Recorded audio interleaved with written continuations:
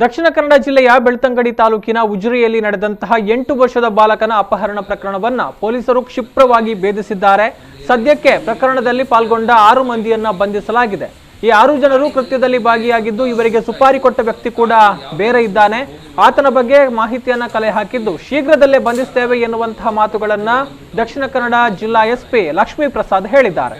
ಅಪಹರಣ ಪ್ರಕರಣವನ್ನ ಕೇವಲ 36 ಗಂಟೆಗಳಲ್ಲಿ ಭೇದಿಸಿದ ಎಸ್ಪಿ ಲಕ್ಷ್ಮೀ ಪ್ರಸಾದ್ ಅವರು ತಮ್ಮ ತಂಡದ ಕಾರ್ಯಾಚರಣೆಯ ಬಗ್ಗೆ ಸುದ್ದಿಗೋಷ್ಠಿ ನಡೆಸಿ ಮಾಹಿತಿ ನೀಡಿದರು. ಪ್ರಕರಣದ ಬಗ್ಗೆ ಮೊದಲೇ ಮನೆಯವರಿಂದ ಮಾಹಿತಿಯನ್ನ ಪಡೆದಿದ್ದೆವು. ಈ ವೇಳೆ ಸಿಕ್ಕ ಮಾಹಿತಿ ಮತ್ತು ನಾವು ಸಂಗ್ರಹಿಸಿದ ಮಾಹಿತಿಯನ್ನು ಆಧರಿಸಿ 4 ಪೊಲೀಸ್ ತಂಡಗಳನ್ನು ರಚಿಸಿದ್ದು ಚಿಕ್ಕಮಗಳೂರಿನ ಮೂಡಿಗೆರೆ, ಮಂಡ್ಯ ಜಿಲ್ಲೆಯ ಮಧುಗಿರಿ, ಹಾಸನ, ಬೆಂಗಳೂರಿಗೆ ತಂಡಗಳು ತೆರಳಿತ್ತು. ಮಧುಗಿರಿಗೆ ತೆರಳಿದ್ದ ತಂಡಕ್ಕೆ ಒಂದಷ್ಟು ಮಾಹಿತಿಗಳು ಸಿಕ್ಕಿದ್ವು ಅಂತ ಹೇಳಿದ್ರು.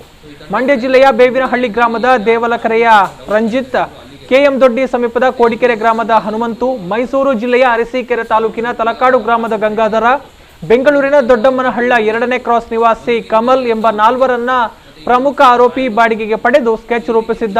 ಅದಕ್ಕಾಗಿ 7 ಲಕ್ಷ ರೂಪಾಯಿಗಳನ್ನ ನೀಡೋದಾಗಿ ಹೇಳಿದ್ದ. ಕೋಲಾರ ಜಿಲ್ಲೆಯ ಮಾಲೂರು ತಾಲೂಕಿನ ಕೂರ್ಣ ಹೊಸಳ್ಳಿ ಗ್ರಾಮದ ಮಂಜುನಾಥ್ ಮತ್ತು ಮಹೇಶ್ ಆರೋಪಿಗಳಿಗೆ ಸಹಕರಿಸಿದ್ರು.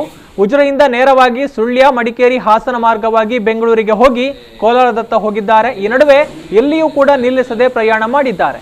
ಕೋಲಾರಕ್ಕೆ ಹೋಗಿದ್ದ ವೇಳೆ ಖಚಿತ ಮಾಹಿತಿ ಪಡೆದು ಅಲ್ಲಿನ ಸ್ಥಳೀಯ ಪೊಲೀಸರ ನೆರವು ಪಡೆದು ಕಾರ್ಯಾಚರಣೆ ಮಾಡಿದ್ದೇವೆ ಅಂತ ಲಕ್ಷ್ಮೀ ಪ್ರಸಾದ್ ಮಾಹಿತಿ ನೀಡಿದ್ರು. ಬಾಲಕನ ತಂದೆ ಬಿಜಾಯ್ 4 ವರ್ಷಗಳ ಹಿಂದೆ ಬಿಟ್ಕಾಯಿನ್ ಖರೀದಿಸಿದ್ರು. ಆದರೆ ಆ ಬಳಿಕ ಮೌಲ್ಯ ಕುಸಿಯುತ್ತದೆ ಅಂತ ಮಾರಾಟ ಮಾಡಿದ್ದಾಗಿ ಹೇಳಿದ್ದಾರೆ. ಈಗ ನಾಪತ್ತೆಯಾಗಿರುವ ಪ್ರಮುಖ ಆರೋಪಿಗೆ ಬಿಜಾಯ್ ಕುಟುಂಬದ ಬಗ್ಗೆ ಗೊತ್ತಿದೆ. ಆತನೇ ಅಪಹರಣದ ಪ್ಲಾನ್ ಮಾಡಿದ್ದು. ಇದಕ್ಕಾಗಿ ಡಿಸೆಂಬರ್ 7ರಿಂದಲೇ ಆರೋಪಿಗಳನ್ನ ಉಜಿರೆಗೆ ಕಳಿಸಿ ಕುಟುಂಬಸ್ಥರ ಚಲನವಲನಗಳನ್ನ ಗಮನಿಸ್ತಾ ಇದ್ದ ಅಂತ ಎಸ್ಪಿ ಹೇಳಿದ್ರು. ಮಾಹಿತಿ ಪ್ರಕಾರ ಬಿಜಾಯ್ ಬಿಟ್ಕಾಯಿನ್ ವಹಿವಾಟು ನಡೆಸ್ತಾ ಇದ್ದಾರೆ. ಈ ಬಗ್ಗೆ ಗೊತ್ತಿದ್ದ ವ್ಯಕ್ತಿಯೇ ಬಿಜಾಯ್ ಬಳಿಯಿಂದ ಹಣ ಕೇಳೋದಿಕ್ಕೆ ಪ್ಲಾನ್ ಮಾಡಿದ್ದಾನೆ. ಬಿಟ್ಕಾಯಿನ್ ಮೌಲ್ಯ ಭಾರಿ ಪ್ರಮಾಣದಲ್ಲಿ ಏರಿಕೆಯಾಗಿದ್ದರಿಂದ ಒಂದಷ್ಟು ಪೀಕಿಸುವ ಪ್ಲಾನ್ ಹಾಕಿ ಫೇಲ್ ಆಗಿದ್ದಾನೆ. ಆ ವ್ಯಕ್ತಿ ಯಾರೆನ್ನುವ ಬಗ್ಗೆ ಸ್ಪಷ್ಟ ಸುಳಿವು ಪೊಲೀಸರಿಗೆ ಲಭಿಸಿದ್ದು ಈಗಾಗಲೇ ಆತನ ಹಿಂದೆ ಬಿದ್ದಿದ್ದಾರೆ. ಶೀಘ್ರದಲ್ಲೇ ಬಂಧಿಸಲಾಗುತ್ತೆ ಎನ್ನುವಂತಹ ಮಾತುಗಳನ್ನ ಎಸ್ಪಿ ಹೇಳಿದ್ದಾರೆ. ಮತ್ತೆ ನಮ್ದು ಎಲ್ಲೆಲ್ಲಿ CCTV ಫುಟೇಜಸ್ ಇದೆ ಅದನ್ನೆಲ್ಲ ನಾವು ಕಲೆಕ್ಟ್ ಮಾಡಲಿಕ್ಕೆ ಶುರು ಮಾಡಿದ್ವಿ.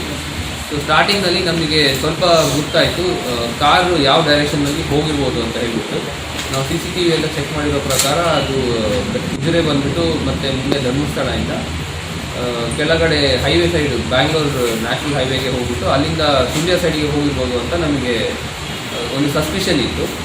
ಮತ್ತು ನಂತರ ಅದೇ ಬೇಸಿಸ್ ಮೇಲೆ ನಾವು ಫರ್ದರ್ ಇನ್ವೆಸ್ಟಿಗೇಟ್ ಮಾಡಿದಾಗ ಲೋಕಲಿ ಈ ಫ್ಯಾಮಿಲಿ ಬಗ್ಗೆ ಒಂದು ವಿಚಾರಿಸ್ತಾ ಇದ್ರು ಅಂತ ಹೇಳಿಬಿಟ್ಟು ಔಟ್ಸೈಡಿಂದ ಬಂದಿರೋರು ಅದು ಕೂಡ ಮಾಹಿತಿ ಸಿಕ್ತು.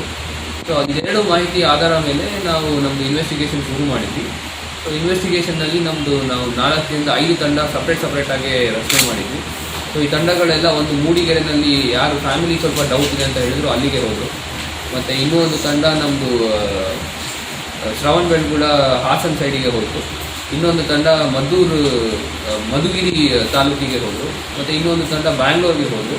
ಸೊ ಈ ರೀತಿ ಇನ್ನೊಂದು ತಂಡ ನಮ್ಮೆಲ್ಲ CCTV ಎಲ್ಲೆಲ್ಲಿ ರೋಡ್ನಲ್ಲಿ ಇದೆ ಎಲ್ಲ ಕೂಡ ಕಲೆಕ್ಟ್ ಮಾಡಲಿಕ್ಕೆ ಶುರು ಮಾಡಿದ್ವಿ. ಸೊ ಈ ಬೇಸಿಸ್ ಮೇಲೆ ನಾವು ಫರ್ದರ್ ಇನ್ವೆಸ್ಟಿಗೇಟ್ ಮಾಡಿಕೊಂಡು ಹೋದಾಗ ಮಧುಗಿರಿನಲ್ಲಿ ಒಂದು ಸ್ವಲ್ಪ ಲೀಡ್ಸ್ ಇತ್ತು.